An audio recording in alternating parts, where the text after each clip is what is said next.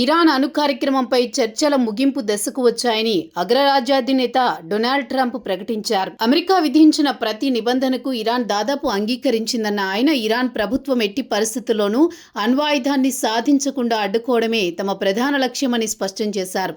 ప్రముఖ అంతర్జాతీయ ఛానల్ సిఎన్బిసికి ఇచ్చిన ప్రత్యేక ఇంటర్వ్యూలో ట్రంప్ ఇరాన్ను అణ్వాయుధరహిత దేశంగా మార్చడమే తమ అంతిమ వ్యూహమని, ప్రస్తుత చర్చలు అమెరికాకు అనుకూలంగా సాగుతున్నాయని చెప్పారు. ఇరాన్తో చర్చలు జరుపుతున్నాం, మేం చెప్పిన దానికి అక్కడి వారు అంగీకరించారని ట్రంప్ విస్పష్టంగా పేర్కొన్నారు. ఇరాన్లో తాము అధికార మార్పిడి ఆశించడం లేదని, కేవలం అణ్వాయుధాలు నివారించడమే తమ లక్ష్యమని స్పష్టం చేశారు.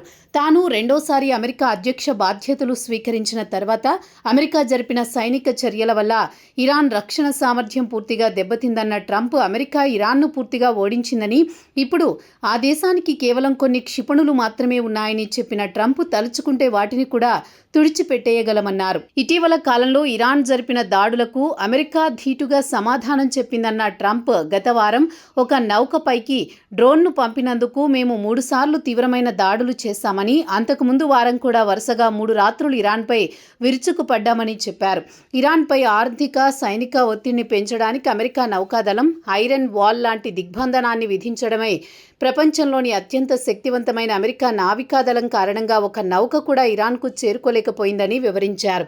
దీనివల్ల ఇరాన్ ఆర్థిక వ్యవస్థ దెబ్బతిని అక్కడ 300% ద్రవ్యోల్బణం నెలకొందని ట్రంప్ చెప్పారు.